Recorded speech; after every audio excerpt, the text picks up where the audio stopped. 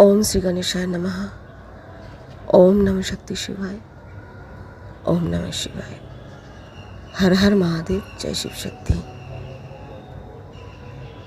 जय हो गुरु जी की।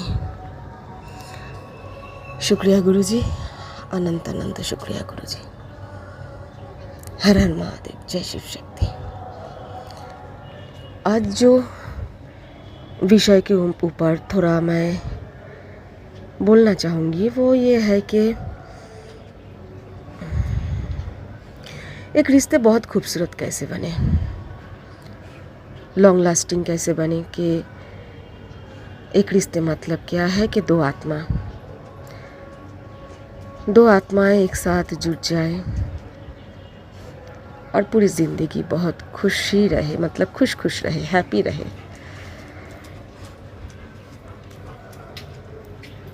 तो कैसे एक married life, happy married life हो। मैं इसके ऊपर ऑडियो रिकॉर्ड कर रही हूँ छत पे आके, और पीछे से जो गाना बज रहा है वो है राम सिया राम, जय जय राम सिया राम। बहुत दूर कहीं गाना बज रहा है। तो जय श्री राम, जय सीताराम, जय जय राम, जय बजरंगबली की। सबके ब्लेसिंग के साथ मैं अपनी अनुभूति से, अपनी ज़िंदगी के अनुभूति से, और बहुत सारे ऐसे सामने से जो देखे हैं रिश्ते, सबको देख के मैं आज का मेरे ऑडियो स्टार्ट करती हूँ। सबसे पहले जो है हैप्पी मैरिड लाइफ। अभी देखिए, रिश्ते मतलब सिर्फ मैरिड लाइफ नहीं है। रिश्ते मतलब दो आत्मा का बंधन, मतलब वो दो आत्मा का बंधन, दो दोस्तों का आत्मा का बंधन हो सकता है, पेरेंट्स के साथ बच्चे के हो सकता है ना। दो आत्मा मिलते हैं एक लाइफ जर्नी में, और कई आत्माएं हैं बहुत शॉर्ट टाइम के लिए, कई आत्माएं हैं कि बहुत लंबे टाइम के लिए मिलते हैं, कई आत्माएं हैं ऑलमोस्ट पूरे ज़िंदगी एक साथ रह जाते हैं।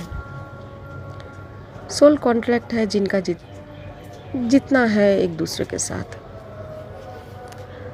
इनमें से कई रिश्तों के साथ हम बहुत कंफर्टेबल हो जाते हैं, बहुत अच्छा लगता है। कई रिश्ते बहुत ज़्यादा हमको दुख देता है, दर्द देता है, नेगेटिव लगता है।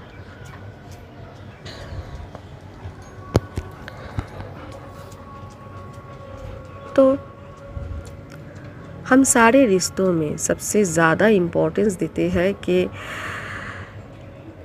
जैसे टैरोट कार्ड में भी लोग क्वेश्चन करते हैं कि हमारे मैरिड लाइफ कैसा जाएगा। तो इसीलिए मैरिड लाइफ के ऊपर ही हम बोल रहे हैं सॉरी, कि एक हैप्पी मैरिड लाइफ मतलब क्या है। हम बोलते हैं दो कपल को made for each other couple. अगर हॉरोस्कोप मिलवाने जाए तो बोलते हैं कि 36 के 36 गुण मिलना चाहिए, पर 36 के 36 गुण तो नहीं मिलते हैं ना, क्योंकि ये तो ऐसा नहीं है कि राम और माँ सीता के शादी हो रहे हैं।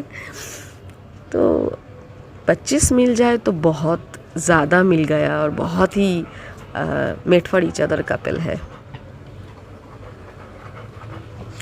जैसे हमारे भोले और माता बहुत ज़्यादा एक दूसरे से डिफरेंट है, लेकिन कितने मधुर रिश्ते हैं और कितने लंबे, मतलब गहरे इनके रिश्ते हैं। लंबे टाइम से इनका बंधन है एक दूसरे के साथ, और पूरे लाइफ टाइम के लिए है। पर कितना विपरीत होते हुए भी कितने सेम है, कितने एक दूसरे के लिए जीते हैं वो। तो अगर हम बोले कि made for each other couple, तो उसका मतलब क्या है कि दो आत्मा जो है वो पूरी ज़िंदगी अपना दांत निकल के एक दूसरे के साथ हंसते हुए बिताएगा? जी नहीं, बिल्कुल नहीं। क्या दो रिश्तों में, मतलब दो आत्माओं के बीच एक रिश्तों में जो made for each other couple है, उनमें झगड़ा नहीं होगा, टकरार नहीं होगा? क्यों नहीं होगा जी, बिल्कुल होगा। क्योंकि हम लोग कोई भी ना कंप्लीट नहीं है। हम लोग सारी जो है बहुत इनकम्प्लीट है। कुछ मेरे अंदर कमियां हैं, कुछ तुम्हारे अंदर कमियां हैं। कुछ मेरे अंदर बहुत अच्छे गुण हैं, कुछ तुम्हारे अंदर बहुत सारे अच्छे गुण हैं। कुछ मैं तुम्हें सिखाऊं, कुछ तुम मुझे सिखाओ। कुछ मैं तुम्हारे अंदर परिवर्तन लाऊं, कुछ तुम मेरे अंदर परिवर्तन लाओ।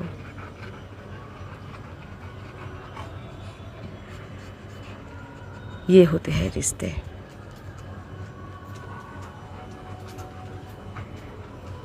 जब दो आत्माएं मिलते हैं ना, तो एनर्जी एक्सचेंज होते हैं।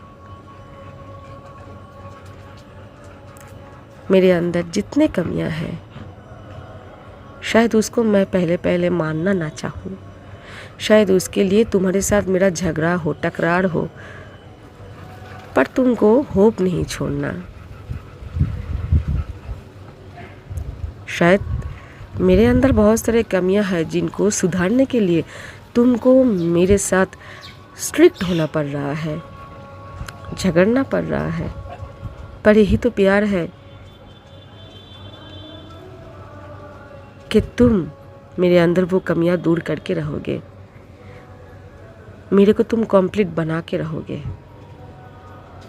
वैसे ही तुम्हारे अंदर कुछ कमियां हैं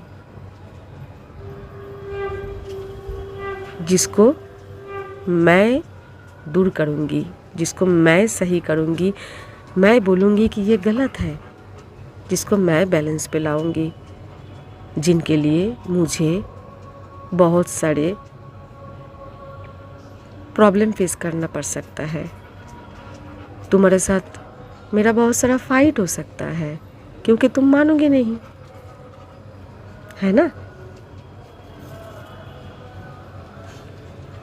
ये होते हैं दो आत्मा का बंधन कि एक दूसरे को बैलेंस करते हैं, एक दूसरे के अंदर कमियां को दूर करते हैं और एक दूसरे को कंप्लीट करते हैं।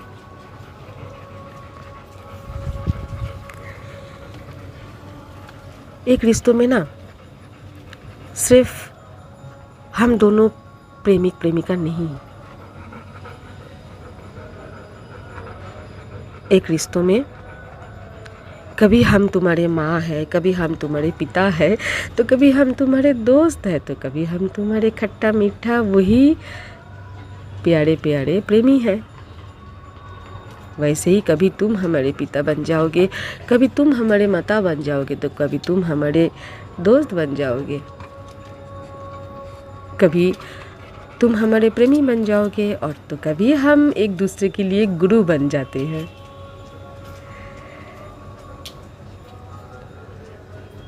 कभी कभी हम एक दूसरे के लिए गुरु भी बन जाते हैं। तो इसके लिए क्या है ना, रिश्तों में ट्रस्ट, रिस्पेक्ट और समर्पण की ज़रूरत होते हैं। ऐसा कभी हो ही नहीं सकता कि तुम अगर ऐसे बोलो, मैं क्यों सुनूं तुम्हारी बात, नहीं नहीं मैं क्यों सुनूं तुम्हारी बात, क्यों मानूं, क्यों सुनूं। और कभी हम बोले क्यों सुने हम तुम्हारे बात, क्यों माने।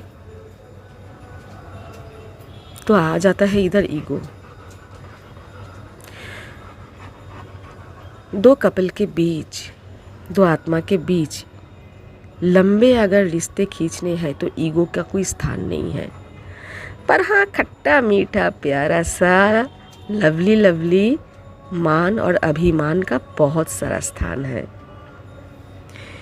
कभी मैं रूठ जाऊँ, कभी तुम आके मनाओ, कभी तुम रूठ जाओ तो कभी मैं जाके मनाऊं, तो प्यार बढ़ता है, मज़ा आता है रिश्तों में, बहुत मज़ा लगता है। बहुत ही क्यूट सा झगड़ा होना भी ज़रूरी है।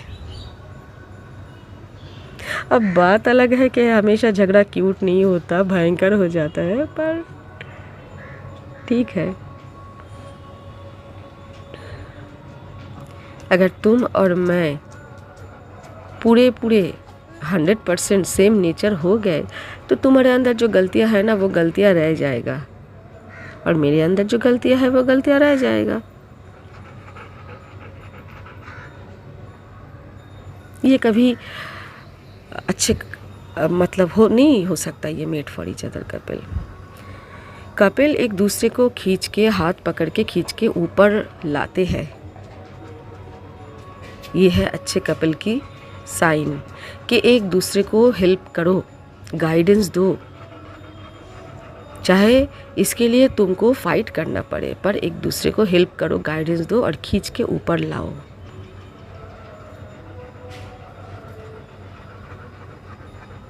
ये होता है made for each other couple. और थोड़ा सा चिपकू होना रिश्तों में ज़रूरी है। चाहे जितने टकरार हुए, चाहे जितने मतविरोध हुए, ऐसा मन में आना नहीं चाहिए कि हम रिश्ते छोड़ देंगे, तोड़ के चले जाएंगे। रिश्तों में तो मतलब बहुत सारा पेशेंस, सैक्रिफाइस, कॉम्प्रोमाइज़, स्पेस देने की ज़रूरत होता है। हाँ, अगर ऐसा है कि कपल में इतनी झगड़ा होता है कि मानो हफ्ते में 7 दिन है तो वो 6 दिन ही बहुत ज़्यादा फाइट कर रहा है, और 6 साल से वो हफ्ते में 6 दिन फाइट कर रहे हैं, तो इस तरह कोई रिश्ता खींच के आगे ले जाने का कोई मतलब ही नहीं बनता।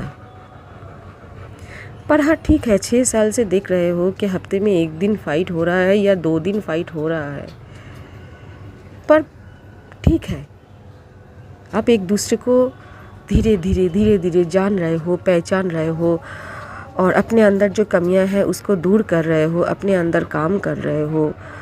और जब अपने अंदर काम कर रहे हो, कमियां दूर कर रहे हो, तो बहुत सारे चीज़ों पे आपको सेक्रीफाइस करना पड़ता है, कॉम्प्रोमाइज़ करना पड़ता है, ताकि हम एक दूसरे के साथ रह जाए, क्योंकि हम एक दूसरे से बहुत प्यार करते हैं और एक दूसरे के बिना रह नहीं सकते। तो इसलिए कभी रिश्ते बहुत मधुर लगता है और कभी रिश्तों में बहुत खट्टास लगता है, बहुत तीखा, बहुत मिर्ची लगता है।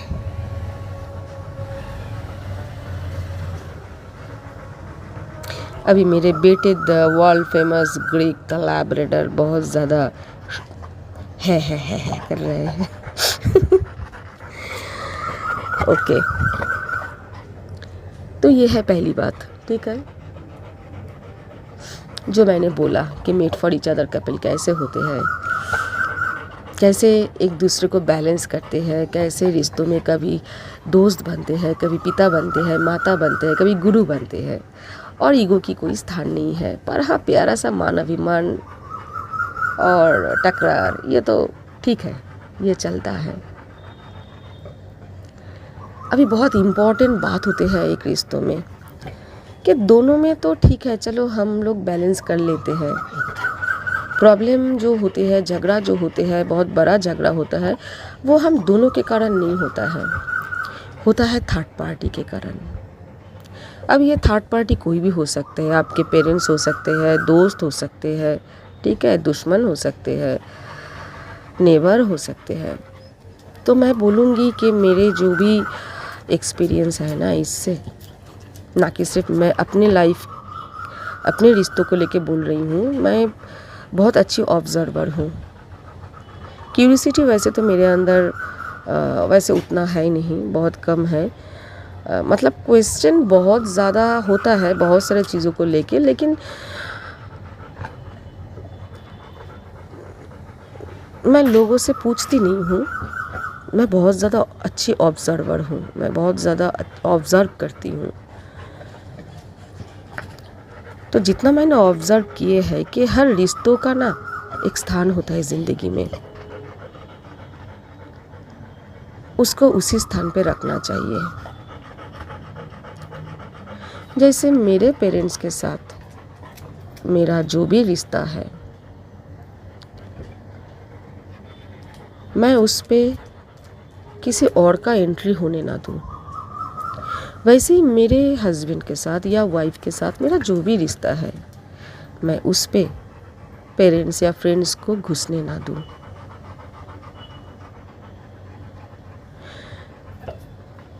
जैसे मैं एक एग्जाम्पल के लिए बोल रही हूँ कि मेरे हस्बैंड जो है वो अपने माताजी को, मतलब जब से वो बहुत अच्छी तरह अर्न करते थे, अपने अर्न करना शुरू किए थे अपने लाइफ में, मेरे शादी के बाद से, मतलब हमारे शादी के बाद से, तो उन्होंने अपने माता को बहुत, और मतलब उनकी पसंद बहुत अच्छी है, और वो दुकान पे जब जाते थे साड़ियाँ वो खुद ही पसंद करते थे। मैंने कभी पसंद नहीं किया अपने लिए साड़ियाँ, मेरे लिए ड्रेसेस मैंने कभी पसंद नहीं किए। उनका चॉइस बहुत अच्छा था, और मैं उनके ऊपर ये बात हमेशा छोड़ती थी कि चाहे वो ज्वेलरी हो या ड्रेसेस हो, भाई तुम देखो इस पे तुम्हारा बहुत अच्छी चॉइस है, मेरे को बख्श दो इसमें, तुमको बहुत ज़्यादा मालूम है कि क्या चीज़ मेरे को अच्छा लगता है। तो अपने माता के लिए भी जब खरीदने जाते थे तो हाँ, तब मैं थोड़ा देखती थी कि अच्छा ये साड़ी बहुत अच्छा लग रहा है, तो मैं थोड़ा बोलती थी कि देखो ना माँ के लिए ये साड़ी बहुत अच्छा लग रहा है। तो वो मेरे लिए अगर 2 साड़ियाँ या 3 साड़ियाँ खरीदे तो वो अपने माँ के लिए भी बहुत अच्छे, और सबसे मतलब जितना हमारे हैसियत है उससे आगे जाके, हैसियत से बाहर जाके वो बहुत ज़्यादा कीमती और अच्छे कपड़े वैसे ही 2 लाके माँ को देते थे कि माँ जब भी कहीं जाएगा सबसे बेस्ट उनको लगना चाहिए। अब मतलब माँ को सबसे सुंदर लगना चाहिए, सबसे कीमती और बेस्ट साड़ी पहनना चाहिए, और वो मैं अपने माँ को दूंगा। ये मेरे हस्बैंड हमेशा ऐसा था, और वो अपने माँ को बहुत अच्छे अच्छे कपड़े गिफ्ट करते थे, बहुत कीमती, बहुत खूबसूरत, और मैं भी उस पर बहुत हेल्प करती थी। कुछ ज्वेलरी देना कि अच्छा ये इस साड़ी के साथ ये ज्वेलरी अच्छा लगेगा तो माँ के लिए ये ज्वेलरी खरीदना। मैंने कभी भी उस पर टांग नहीं अड़ाया। तो ऐसा एक टाइम हुआ कि मेरे सास के लिए जब मेरे हस्बैंड कुछ खरीदने गए एक टाइम ज्वेलरी शॉप में, और मुझे बहुत अच्छा लगा क्योंकि मुझे ज्वेलरी शॉप में जाना अच्छा लगता था, ज्वेलरी को देखना अच्छा लगता था, मैं डिज़ाइन को देखती थी क्योंकि मुझे पेंटिंग का, ड्राइंग का बहुत शौक़ भी था, तो मैं डिज़ाइन को देखते रहती थी। तो मैंने भी बोला कि ये ना लो, ये माँ को अच्छा लगेगा, इसका डिज़ाइन बहुत अच्छा है, खूबसूरत है। तो वो खुश होके मेरे को भी सरप्राइज़ दिया एक अंगूठी। तो मैंने बोला इसकी ज़रूरत नहीं है, तुम्हारा माँ तुम्हारा मम्मा है, ठीक है, उनका तुम्हारे ऊपर हक है, तुम जो चाहे तुम अपने मम्मा को दे सकते हो।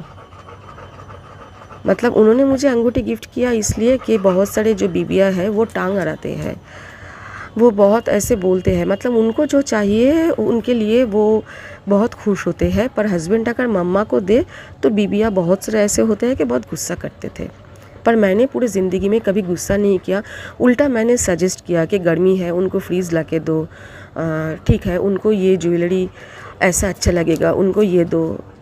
इवन मैंने भी अपने कुछ ज्वेलरी को वो क्या बोलता है ना, गला के उनके लिए कुछ बनाने की लिए गए थे दुकान पे कि मैं उनको कुछ दूंगी अपने पैसों से, तो जितना मेरी हैसियत है उससे। तो वो खुश होके मेरे को एक अंगूठी दिए कि ये तुम्हारा गिफ्ट है। तो मैंने बोला कि इसकी ज़रूरत नहीं था, क्योंकि ऐसा नहीं है कि तुम मेरे को नहीं मेरे को मेरा हक नहीं दे रहे हो, तुम मेरे को मेरा हक दे रहे हो एज अ वाइफ, जो मेरा तुम्हारे ऊपर हक है तुम मेरे को वो दे रहे हो।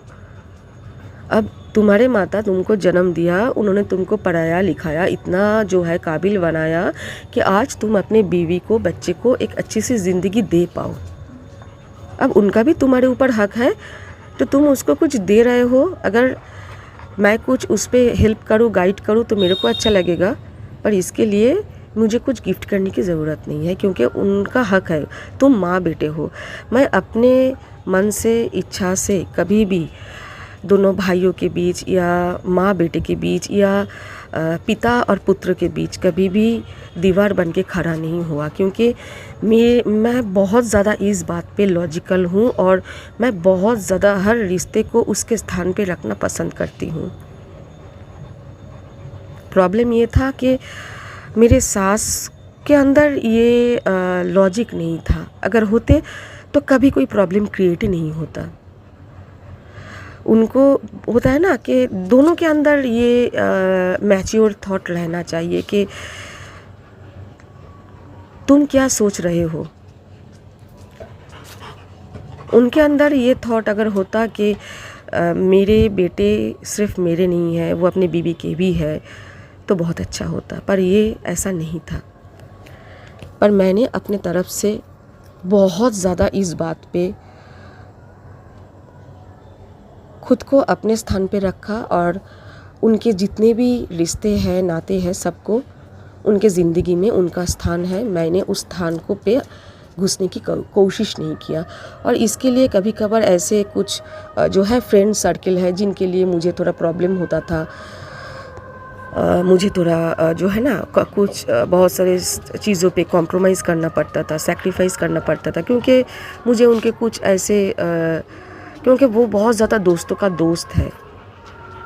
और मेरे हस्बैंड के अंदर ये एक प्रॉब्लम था, पहले बहुत लंबे अरसे तक था, जिसके कारण हमारे लाइफ में बहुत सारे बैड इफ़ेक्ट भी आया कि वो बाहर वाले को बहुत ज़्यादा घर पे घुसाते थे। बाहर वाले जो होते हैं वो बाहर वाले होते हैं, उनका आना जाना ड्राइंग रूम पे रहे तो ही अच्छा है, उनको कभी बेडरूम पे लाना नहीं चाहिए। उनके साथ गप्पे मारो, मस्ती करो, ड्राइंग रूम पे करो जितना करना है। बेडरूम बहुत ज़्यादा प्राइवेट एक स्पेस है, ये बात मैं मानती थी, मेरे हस्बैंड नहीं मानते थे।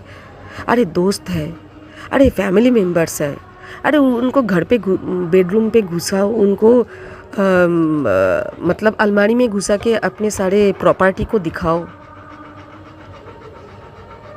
इस तरह रिश्तों में क्या होता है ना, बैलेंस बिगड़ता है।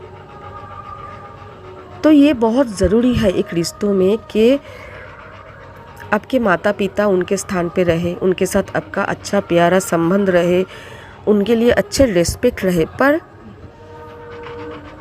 आप अपने पर्सनल लाइफ में अपने हस्बैंड वाइफ कपल जो आप दोनों हो, इस बीच वो ना आ पाए।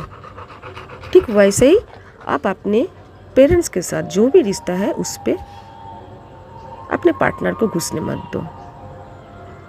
वैसे ही काम का स्थान होता है, उधर का फ्रेंड्स जो है उधर काम पे ही छोड़ दो। उनके साथ कभी कभार आना जाना है, गप्पे शप्पे मारना है, थोड़ी चिल आउट करनी है, वो ड्राइंग रूम तक रहे वही अच्छी बात है। बहुत ज़्यादा बाहर के रिश्ते इतना अंदर ना आ जाए कि वो आपके प्राइवेट और पर्सनल लाइफ के बारे में बहुत ज़्यादा जान जाए, समझ जाए, उसको लेके गॉसिप करे और वो आपके ज़िंदगी के अंदर घुस जाए, बहुत ज़्यादा गहरे मतलब अंदर चले आए। ये अच्छी बात नहीं होते हैं। ये बात बहुत ज़्यादा एक रिश्ते को ख़राब करते हैं, रिश्ते का बैलेंस बिगाड़ता है। ये चीज़ जितना एक हस्बैंड वाइफ समझ जाए वो बहुत अच्छा। देखो ज़िंदगी ऐसा नहीं होता कि सिर्फ हम माँ के साथ बात करेंगे, पापा के साथ बात करेंगे और थोड़ा हस्बैंड के साथ बात कर लिए या वाइफ के साथ बात कर लिए, थोड़ा बच्चों के साथ बात कर लिया और ज़िंदगी ख़त्म। आज के ये ऑडियो रिकॉर्ड करने में मुझे बहुत ज़्यादा डिस्टर्बेंस, बहुत ज़्यादा ऑब्स्ट्रकल और बाधाएं को फेस करना पड़ रहा है। मैं बहुत बार इसको रिकॉर्ड करने की कोशिश कर रही हूँ, बहुत ज़्यादा डिस्टर्बेंस और प्रॉब्लम मुझे फेस करना पड़ रहा है। मैं सच में शांति से फोकस करके ये ऑडियो रिकॉर्ड कर ही नहीं पा रही हूँ। तो शायद मेरा ये ऑडियो वीडियो उतना आज का अच्छा ना बने और शायद ये इनकम्प्लीट रह जाए। मेरे को बहुत कुछ बोलना था पर मैं बोल नहीं पा रही हूँ, इतने ज़्यादा ऑब्स्ट्रकल क्रिएट हो रहे हैं। तो मैं अपने वाणी को यही विराम दूंगी। पर हाँ, रिश्तों को लेके अगर आप लोगों के मन में कुछ सवाल है, कुछ क्वेश्चन है तो ज़रूर पूछना। मैं उसके ऊपर कई दूसरे दिन ऑडियो रिकॉर्ड करने की कोशिश करूँगी। पर मैं जाते जाते फिर से बोलूँगी कि हर रिश्तों का एक स्थान होता है, उसको उसी के स्थान पे रखें तो अच्छी बात है। ऐसा नहीं होता कि हम सिर्फ घर वालों के साथ थोड़ा सा टाइम स्पेंड किया और काम काज किया और ज़िंदगी ख़त्म। नहीं, हमें सोसाइटी से मिलना है, हमें बाहर वालों से मिलना है, उसके साथ टाइम स्पेंड करना है, गप्पे शप्पे करना है, हमको हीलिंग मिलता है। पर हमारा पर्सनल लाइफ बहुत प्राइवेट होता है और उसको जितना कम हम बाहर वालों के सामने एक खुली किताब के तरह रखें उतना ही अच्छा है। और जितना बाहर वाले को वो किताब हम कम पढ़ने दे और हमारे अंदर घुसने कम दे, उतना ज़िंदगी में आप लोग अच्छे रहोगे।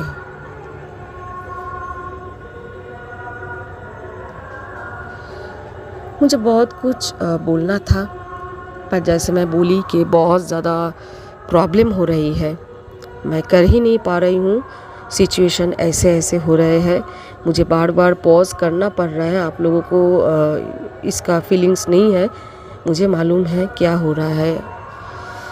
तो अगर किसी के मन में, क्योंकि ये ऑडियो अच्छा नहीं बना, तो अगर किसी के मन में कोई सवाल पैदा होता है तो ज़रूर कमेंट बॉक्स पे बोलना। और अगर किसी को गाइडेंस मिलता है तो एक थैंक यू ग्रेटिट्यूड ज़रूर देना। और हाँ, जाते जाते बोल दे कि ज़रूर आप लोग चैनल को सब्सक्राइब करो, लाइव से मतलब मेरे चैनल को सब्सक्राइब करो, लाइक करो, शेयर करो। और हाँ, मैं बहुत ज़्यादा ऐसा नहीं है कि एडुकेटेड हूँ, लेकिन हाँ, अनुभूति लाइफ की एक्सपीरियंस बहुत ज़्यादा है, तो मैं बहुत अच्छी लाइफ कोच बन सकती हूँ। इसीलिए, और इसके मतलब मेरे को बहुत ज़्यादा ना ये चीज़ पता है अंदर से कि हाँ, मैं बन सकती हूँ। मेरे अंदर बहुत सारे क्वेश्चन का आंसर है। समय निकलना बहुत प्रॉब्लम हो जाता है मेरे लिए, यही दिक्कत है। तो प्लीज़, अगर आप लोगों के अंदर कोई भी क्वेश्चन है तो क्वेश्चन कमेंट बॉक्स पे डालना। अगर मेरे से किसी को गाइडेंस मिलता है, सही दिशा मिलता है, ज़िंदगी में थोड़ा भी अंधेरा दूर हो, थोड़ा भी लाइट उनके ज़िंदगी में पड़े, तो मेरे को बहुत खुशी होगी। तो हर हर महादेव, जय शिव शक्ति, जय गुरुजी, अनंत अनंत शुक्राना गुरुजी। Love you all. आप लोग बहुत स्वस्थ रहो, खुश रहो, सुखी रहो, समृद्ध रहो। भोले की और माता की ब्लेसिंग आप सबके लाइफ में बरसता रहे। हर हर महादेव, जय शिव शक्ति।